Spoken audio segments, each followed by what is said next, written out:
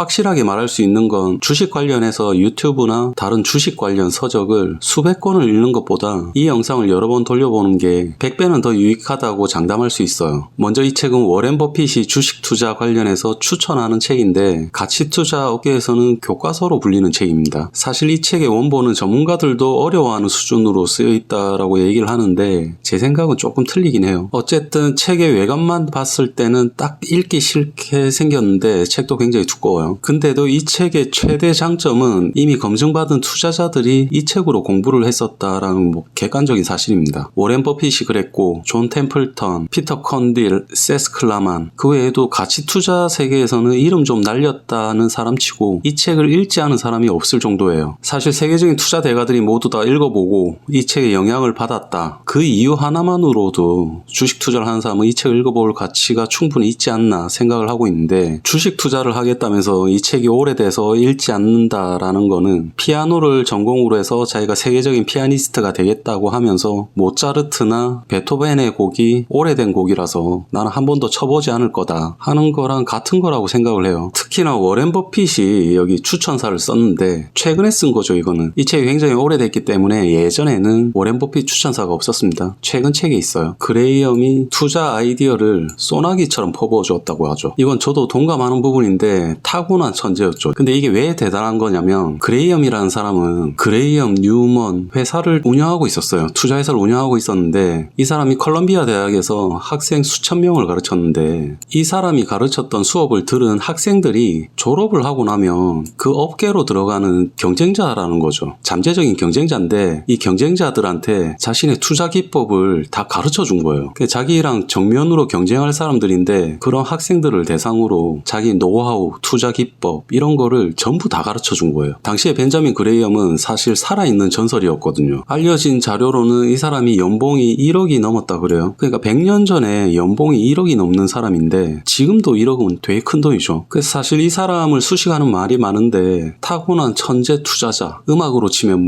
모차르트 같은 그런 사람이 말년에 대학 강단에 서가지고 나중에 자기랑 경쟁할 사람들한테 자기가 알고 있는 걸 다 가르쳐 주는 거예요. 일방적으로 도움을 베풀었다. 그래서 이 증권 분석이라는 책은 컬럼비아 대학원에서 교재로 쓰였던 책입니다. 여기에 학생으로 워렌 버핏이 있었고요. 실제로 미국의 전설적인 투자자, 투자대가라는 사람들이 이 사람 수업을 굉장히 많이 들었다 그래요. 그러면 경제학과 대학원에서 교재로 쓰였던 책이 쉽지는 않겠죠. 진짜 초등학생한테 설명하듯이 굉장히 쉽게 적혀 있지는 않을 거예요. 좀 딱딱하게 적혀 있을 텐데 그래도 주식 투자를 하는 성인들은 읽어볼 가치가 충분하다. 그래서 이 책에 대해서 조금만 더 설명을 해드리면 이 책은 1934년 그러니까 대공황이 일어났을 때 초판이 나왔는데 워렌 버핏하고 연관해서 얘기하면 워렌 버핏이 1930년생입니다. 그러니까 워렌 버핏이 4살 때 이 책이 나왔어요. 그러니까 워렌 버핏이 나중에 대학을 갔을 때 그때 교재로 쓰인 책인데 사실 워렌 버핏이 대학을 갈 생각이 별로 없었다 그래요. 별로 없었는데 이 책을 썼던 벤저민 그레이엄의 거의 사생팬이죠. 사생팬이 돼서 이 사람 수업을 듣고 싶어서 이 대학을 갔다 그럽니다. 이후에 실제로 콜롬비아 대학에서 수업 교재로 사용해서 이 책으로 수업을 했었죠. 당시에 이미 성공했고 살아있는 전설적인 투자자가 자신의 생각이랑 투자 아이디어를 아낌없이 퍼줬다는 거죠. 이 책에 다 그렇게 녹여냈는데 굳이 다른 주식 비법을 찾아볼 필요가 있을까? 그러니까 저는 그렇게 생각해요. 잠깐 주식을 해보고 말겠다 이런 사람이 아니면 이 책은 꼭 읽어볼 필요가 있다. 여기서 워렌 버핏이 심심하면 안전마진이라는 용어를 얘기하는데 이 용어를 처음 만든 사람이 사실 이 책의 저자인 벤저민 그레이엄입니다. 그 투자 대가들이 자신들의 스승이라고 부르는 사람. 지금 쓰고 있는 가치 투자의 투자 기법들이 거의 전부가 영향을 받았다라고 해도 과언이 아닌데 제가 아는 한도 내에서 가능한 쉽게 책을 읽어보려고 해요. 같이. 참고로 워렌 버핏한테 이런 인터뷰가 많았는데 주식 투자하는데 딱 한 권의 책을 추천한다 그러면 증권 분석을 보라고 합니다. 그러면 이제 읽어볼게요. 책을 읽으면서 중요한 내용 위주로 해설해 드리려고 하는데 하나씩 살펴보면 이 문구는 그레이엄이 그렇게 공들여서 적은 책의 제일 첫 페이지에 나온 내용입니다. 이 사람이 가지고 있는 철학이 담겨 있다고 보는 건데 지금 요렇게 추락한 것들은 다시 제자리로 올라갈 거고 지금 황금기를 맞아서 요렇게 올라간 거는 언젠가는 추락할 거다. 그러니까 기본적으로 이 사람은 영원히 이렇게 오르기만 한다든지 영원히 이렇게 내리는 거 이런 걸 믿지 않는다는 거죠. 이런 게 설사 있더라도 굉장히 예외적이고 대부분의 것들은 이렇게 움직이지 않는다는 거죠. 그래서 그레이엄의 방식은 어떠냐면 철저하게 요렇게 내렸을 때 이때 사뒀다가 얘가 이렇게 올라가면 적당히 비싸졌을 때 팔아버리고 나와버리는 그런 방식을 반복하는 겁니다. 투자 방식 자체가 최고의 수익률을 내는 것보다 손실을 최소화하고 원금을 안전하게 지키면서 수익은 적당하게 먹는 그런 유형인데, 굳이 비교하자면 창이랑 방패가 있다고 쳤을 때 요런 창보다는 방패에 가까운 그런 투자를 하는 거죠. 투자라는 거는 철저한 분석을 바탕으로 원금의 안전성과 만족할 만한 투자 수익을 확보하는 행위다. 이런 원칙을 만족시킬 수 없는 거는 전부 다 투기다. 여기서 분석이라는 용어는 논리적이고 합당하게 그렇게 결론을 이끌어내기 위해서 사실관계를 꼼꼼하게 살펴보는 거죠. 그러니까 이 사람 방식은 한마디로 얘기했을 때 과학적인 방식을 좋아하는 거예요. 어떤 느낌이라든지 감에 따른 뭐 그런 게 아니라, 여기서 재밌는 거는 이런 증권 분석은 투자를 하는 사람도 해야 되는데 투기를 하는 사람도 해야 된다라고 말하는 겁니다. 그럴 경우에 비록 투기를 하고 있기는 한데 투기를 현명하게 할 수 있다라고 얘기를 해요. 그러니까 주식으로 투자를 하든지 주식으로 도박을 하든지 일단은 과학적이고 합리적으로 분석은 해야 된다는 거죠. 그런 분석을 한 다음에 원금을 안전하게 지키면서 적당한 투자 수익을 확보해야 된다. 여기서 만족할 만한 투자 수익까지만 가져가라고 해요. 너무 욕심을 내지 말고. 만족할 만한 투자 수익의 정확한 수치는 나와 있진 않은데 이 책의 약간 뒷부분에 보면은 추구해야 되는 투자 수익에 대한 부분을 일반 개인 투자자와 전문 투자자로 나눠서 거기에 대해서 이제 언급한 부분이 있어요. 그 부분은 나중에 뒤에서 다시 또 따로 얘기하도록 하겠습니다. 그러니까 기본적으로 재무제표와 통계를 바탕으로 해서 합리적으로 분석해야 되고, 적어도 분석하려는 증권의 가치는 최소한 어느 정도는 안정적이어야 된다. 근데 책을 읽다가 보면 좀 재밌는 부분은 최근에 벌어지고 있는 일들이 과거에도 똑같이 일어났다는 거예요. 예전에 1890년대에서 1920년대까지 이때는 증권 분석이 굉장히 발전했다 그러는데 재무 보고서를 보고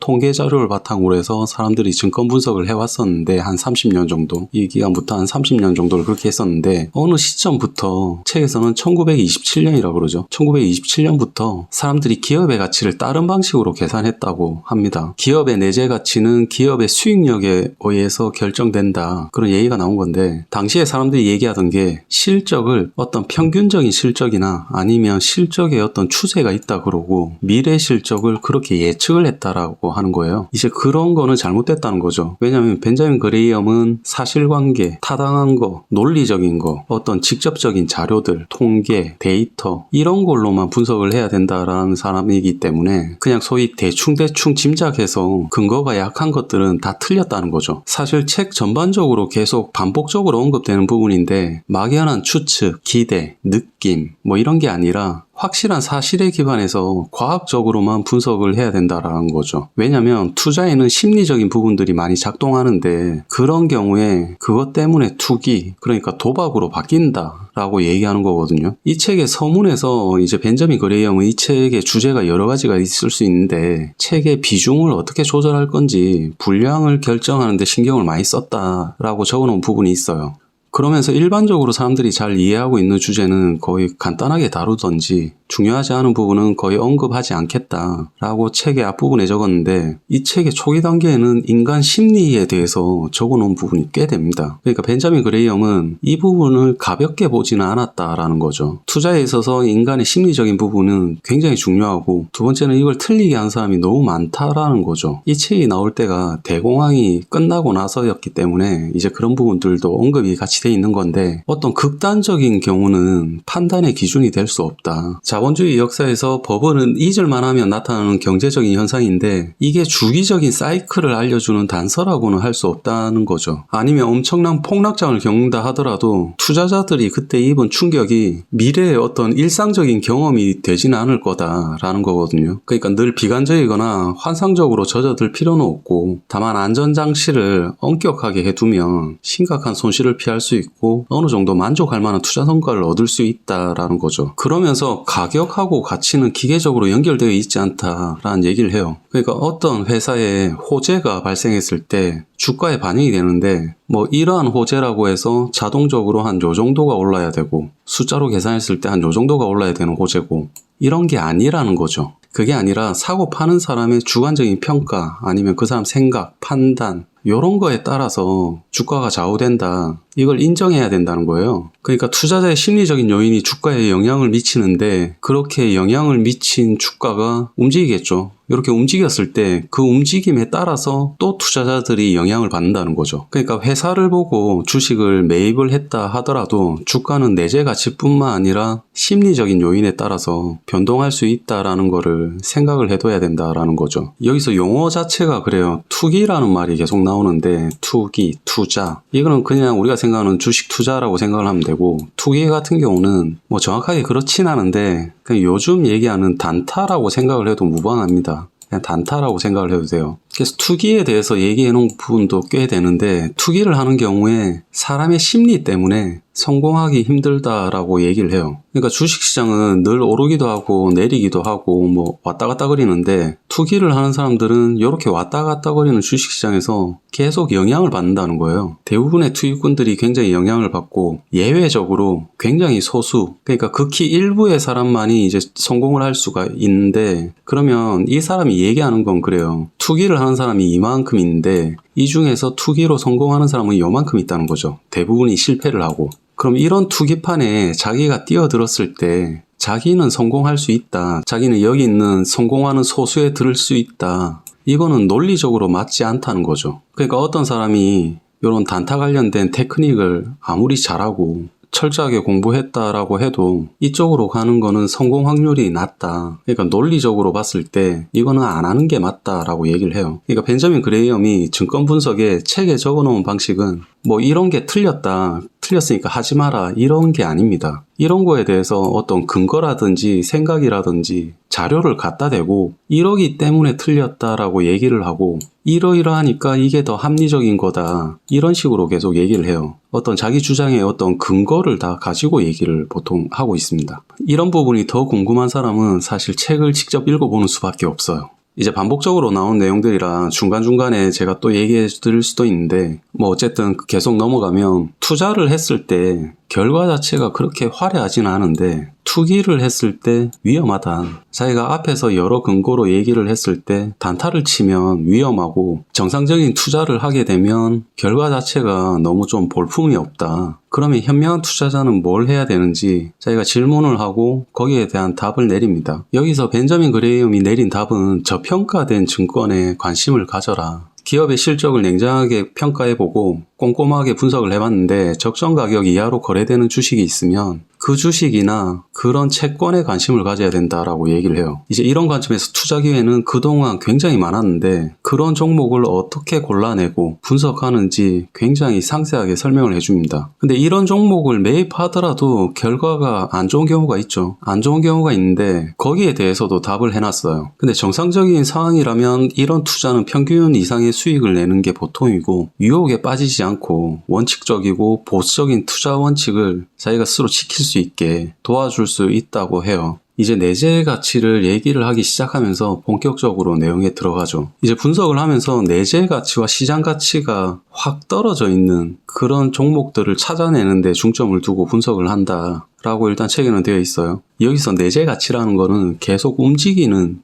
유동적인 개념이라고 얘기를 하는데 일반적으로 자산, 실적, 배당, 어떤 근거를 가지고 구체적인 전망을 가진 미래 요런 사실을 바탕으로 정당하게 도출을 한다. 요렇게만 적어놨는데 이제 뒤쪽에 내재 가치를 실제로 계산하는 쪽으로 가면 굉장히 숫자가 많이 나오게 될 겁니다. 뭐 그래도 그렇게까지 어렵진 않습니다. 굉장히 쉽게 설명할 거기 때문에 어쨌든 여기서 내재 가치는 시가총액처럼 분명하고 확실한 개념은 아니라는 거죠. 장부 가치만 가지고 이걸 내재 가치처럼 얘기하는 사람이 있는데 요거는 의미가 없다라고 얘기를 해요. 장부 가치는 순수하게 자산 가치, 어떤 PBR의 개념으로 얘기할 수도 있고 그것만 가지고 내재 가치를 산정할 수는 없다라는 거거든요. 근데 이제 뭐 그렇게만 보는 사람들도 있으니까 그거는 틀렸다라고 얘기를 합니다. 여기서 내용의 핵심은 증권 분석에서 어떤 증권의 내재 가치가 정확하게 얼마다 이거를 산출해내는 게 목적이 아니라는 거예요. 그러니까 내재 가치는 단순하게 시장 가치보다 지나치게 높다 아니면 지나치게 낮다 이걸 판단하는 근거를 제공하는 정도의 수준을 한다는 거죠. 그러니까 내재 가치가 정확하게 이 회사의 내재 가치는 얼마 이게 아니라 근사치 방식으로 산출이 돼도 괜찮다. 그래서 이제 책에서는 예를 들어놨는데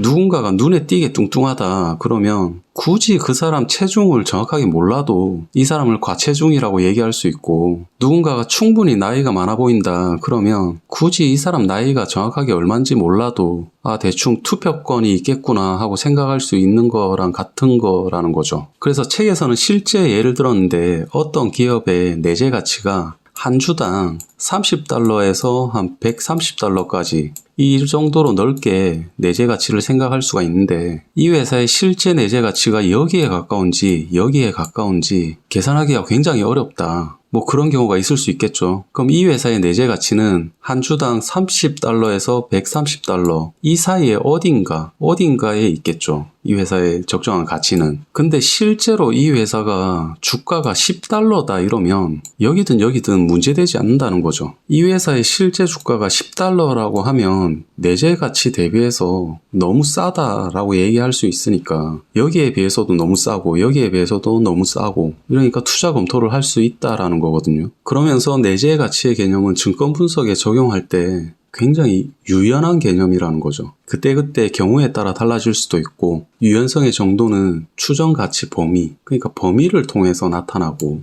불확실성이 높으면 범위가 더 커질 수 있다. 그러니까 어떤 회사의 내재 가치가 얼마다, 일반적으로 사람들이 그렇게 얘기하는데 증권 분석에서 얘기하는 내재 가치는 이 회사의 내재 가치는 대충 여기서 이 정도 어느 선에 있다, 이런 식으로 얘기를 한다는 거예요. 근데 내가 이 회사에 대해서 분석을 많이 했고 이 회사를 진짜 잘 알고 있고 너무 확실하게 알고 있는 경우에 내재 가치의 폭을 좀 더 좁게 계산할 수 있겠죠. 근데 내가 모르는 부분이 있고 불확실성이 좀 더 커지면 커질수록 이 범위를 높이면 되는 겁니다. 그래서 내가 어떤 특정 회사를 분석할 때 잘 모르는 부분이 있으면, 이해가 안 되는 부분이 있으면 회사의 내재 가치를 확 넓혀버리면 돼요. 실제로 라이트 에어로티너컬이라는 회사의 내재 가치를 자기가 계산했을 때 1922년에는 내재 가치가 $20에서 $40 이 사이에 어딘가였는데 10년 뒤에 33년에는 똑같은 회사가 내재 가치를 계산했더니 $30에서 $130 이렇게 계산이 됐다는 거예요. 당연히 내재 가치가 더 쉽게 계산되는 경우도 있습니다. 분명하고 쉽게 계산되는 경우도 있어요. 여기서 이제 좀 더 뒤에 나오는 얘기이긴 한데, 이 회사의 주가가 만약에 $10라고 하면 회사의 안전마진은 $10 정도가 되겠죠, 이때. 근데 이때도 주가가 만약에 똑같이 $10라고 했을 때 안전마진은 $20가 되니까 안전마진이 훨씬 커진 거죠. 뭐 거기에 대한 안전마진에 대한 개념은 뒤쪽에서 아마 더 자세하게 나올 겁니다. 여기서 증권 분석에 대해서 큰 틀이 나와요. 증권 분석에서 전제를 크게 두 가지를 세웠는데,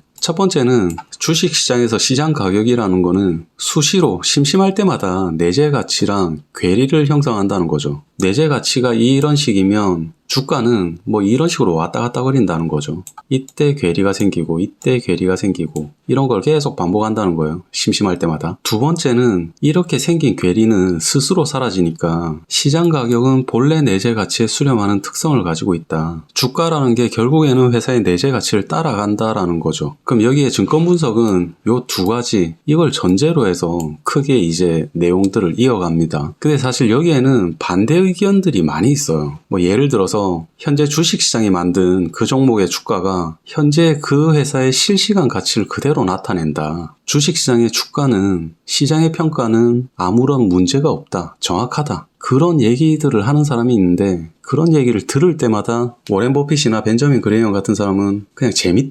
재밌다라고 얘기를 하고, 증권 분석에서 추구하는 내용에는 아무런 문제가 없다. 그런 얘기를 반복적으로 굉장히 많이 했습니다. 여기서 이제 문제되는 사항을 하나 얘기해 놓은 게 있는데, 회사의 내재 가치가 그냥 이렇다라고 했을 때 주식시장에서 시장에 이렇게 저평가되어 있는 구간이 있을 수가 있는데 이게 굉장히 오래 갈 수도 있다라는 거예요. 오래 가더라도 결국에는 내재 가치에 따라올 거라고 생각을 하는 건데, 이게 너무 오래 갔을 때 얘가 얘랑 만나기 전에 내재 가치가 이런 식으로 바뀌어버릴 수도 있다라는 거거든요.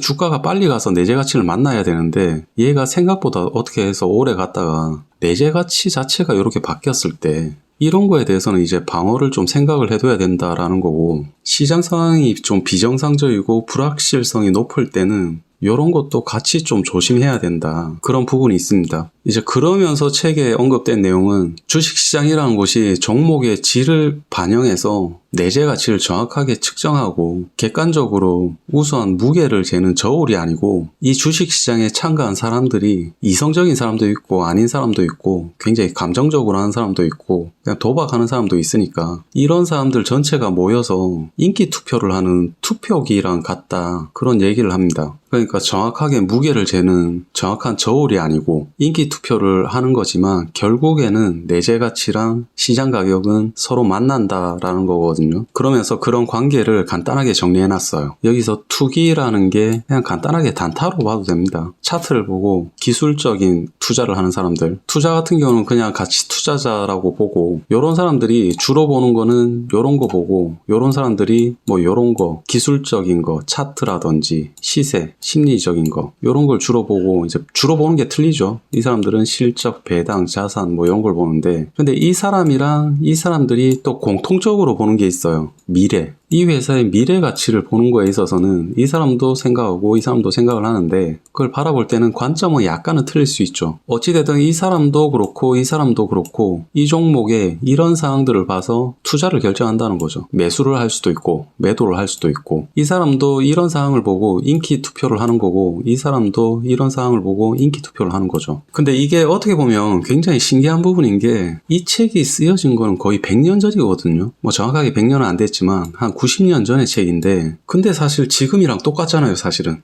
누군가가 그러더라고요. 과거의 역사가 현재에 다시 반복되는 게 아니라 과거의 사람들하고 현재의 사람들이 사람이 똑같아서 똑같은 일이 발생하는 거다. 그러니까 거의 100년 전에 쓰여진 책에 나와 있는 거랑 지금이나 사람들이 하는 건 똑같습니다. 지금도 가치 투자를 한다면서 이런 걸 중점적으로 보고 투자를 하는 사람이 있고요. 지금도 차트를 봐가면서 이런 걸 중심으로 투자를 하는 사람이 있습니다. 근데 이런 걸 중심으로 하던 이런 걸 중심으로 하던 그 회사의 미래를 또 생각하기도 하거든요. 이 사람들은 주로 미래에 발생하는 것 때문에 나온 뉴스들, 화제성 뭐 이런 걸 보겠지만 이 사람들은 미래에 발생할 것 때문에 나와지는 수익이나 매출 상승, 회사의 성장 뭐 이런 걸 또 계산기 가지고 두드리기도 하고 그런 거 가지고 결국에는 매수하기도 하고 매도하기도 하고 벤자민 그레이엄 같은 경우는 이걸 인기 투표라고 얘기를 해놨는데 저울로 정확하게 무게를 재는 게 아니라는 거죠. 그렇지만 실제로는 회사의 내재 가치를 대략적으로라도 어떤 범위를 잡아서 계산할 수가 있고 이것보다 주가가 훨씬 벗어났을 때 이때 매수하면 되고 이때는 매도를 하면 된다. 그런 걸 중점적으로 얘기하고 있는 거거든요. 이 범위가 많이 벌어지면 벌어질수록 분명히 내재 가치로 가까이 간다. 왜 그런지는 알 수 없는데 시장 가격 자체가 내재 가치에 항상 수렴하더라 라는 내용이 책에 나옵니다. 그러면 이제 내재 가치가 어떻게 계산되는지 또 그런 종목을 어떻게 찾는지 그런 것들이랑 좀 더 복잡한 내용들이 나오는데 그거는 이제 다음 편에서 다시 또 연결해서 하도록 하겠습니다.